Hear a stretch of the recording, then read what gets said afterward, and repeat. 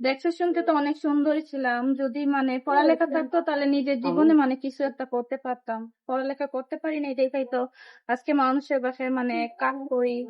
যখন মানে যখনই মানে বয়স হোক যে আমার দর্শক, আপনাদের প্রীতি ও শুভেচ্ছা জানিয়ে শুরু করছি আমাদের আজকের প্রতিবেদন। তো দর্শক, দেখতেই পাচ্ছেন আমাদের সামনে এক আপু দাঁড়িয়ে আছে। আমরা তার গল্পটা শুনবো, জানবো আপু কেন আমাদের ইউটিউবের মাঝে আসলেন, তিনি কি বলতে চান। আপু, আসসালামু আলাইকুম। ওয়ালাইকুম আসসালাম। কেমন আছেন?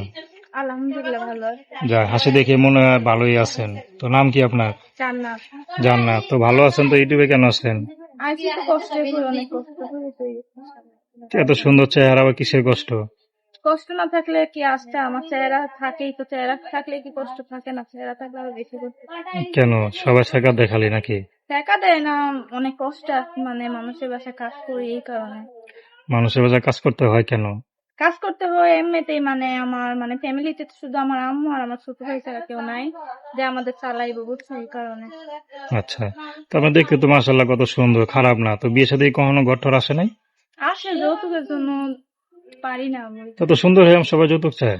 যৌতুক এখন তো মানুষের মানে টাকা না হইলে কিছু না, এই কারণে চায়। আচ্ছা, তো যৌতুক ছাড়া যদি কেউ বিয়ে করে, আপনি বিয়ে বুঝবেন? বলছি তো। তো কোনো পছন্দ আছে যেমন ছেলে পেলে বিয়ে বুঝবেন? না, থাকলে কি আর ইউটিউবের সামনে আইসাম? আচ্ছা, পড়াশোনা কতদূর করছেন? করতে পারি নাই।